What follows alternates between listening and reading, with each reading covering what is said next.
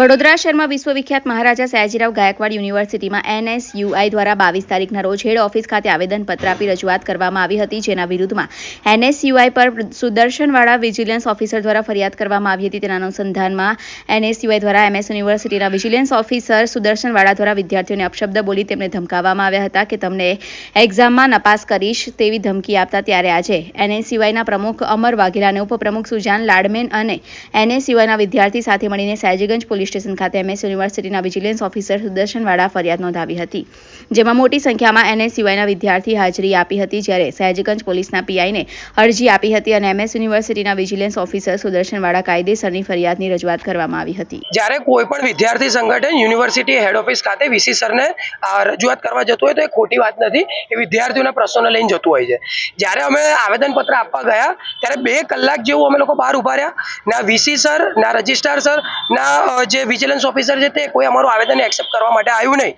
ત્યારબાદ અમે અમારા અમુક વિદ્યાર્થીઓ પાછળના દરવાજેથી યુનિવર્સિટીના હેડ ઓફિસની અંદર જવાનો પ્રયત્ન કર્યો. ફક્ત અમારો ઉદ્દેશ એ જ હતો કે અમારું જે આવેદન છે તે VC સર સુધી કાં તો રજિસ્ટ્રાર સર સુધી પહોંચે.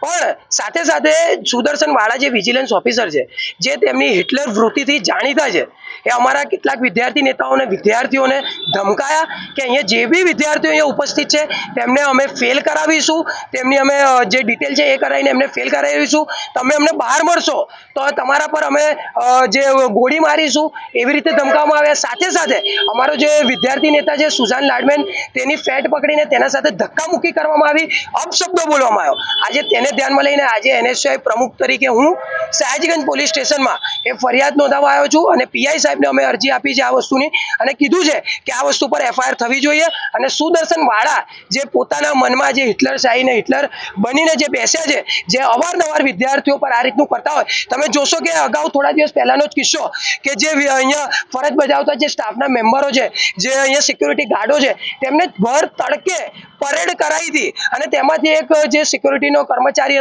વ્યક્તિ છે એના પર આજે અમે ફરિયાદ નોંધાઈ છે.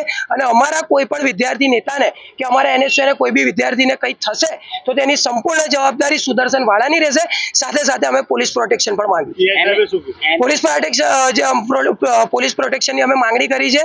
ત્યારે PI સાહેબે અમે કીધું છે કે અમે જે બી છે તેની તપાસ કરીશું અને આવનારા સમયમાં જે જવાબ લેવાના હશે તેમાં અમે વાળા સાહેબને બી બોલાવીશું અને તમારો બી બોલાવીને જવાબ અમે લોકો માંગીશું. યુનિવર્સિટી દ્વારા તમારા ફોટોગ્રાફ બહાર પાડવામાં આવે છે, તમારી પર આક્ષેપો કરવામાં આવે છે કે ઉપર જે લોબીમાં તમે બારીમાંથી કૂદીને પ્રવેશ કર્યો હતો, એના વિશે એ લોકોએ ફરિયાદ કરી હતી. એના વિશે અમે વિદ્યાર્થી નેતાઓ છીએ, અમે અમારી આવેદન અમારા વિદ્યાર્થીઓના જે પ્રશ્નો હોય અમે લઈને જતા હોઈએ છીએ.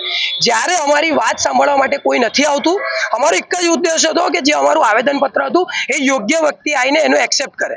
પણ જ્યારે કોઈ લેવા નહોતું આવતું ત્યારે અમે પાછળના દરવાજેથી જઈને આવેદન આપવા માટે ગયા હતા, ના કે કોઈ યુનિવર્સિટીની સંપત્તિને કે તોડફોડ કરીને અમારી યુનિવર્સિટીમાં ભયનો માહોલ ઊભો કરવાનો હતો. તમે જોઈ શકો છો કે CCTV કેમેરામાં બધું ક્લિયરલી દેખાય છે કે અમારો એક જ ઉદ્દેશ હતો કે અમે જઈને અમારું જે આવેદન છે તે રજિસ્ટ્રાર છે કે VC છે એને અમે હસ્તક્ષેપ કરીએ. પણ જ્યારે ના આવ્યા ત્યારે અમુક અમારા વિદ્યાર્થી નેતાઓ પાછળના દરવાજે જઈને અંદર ફક્ત આવેદનપત્ર આપવા માટે ગયા.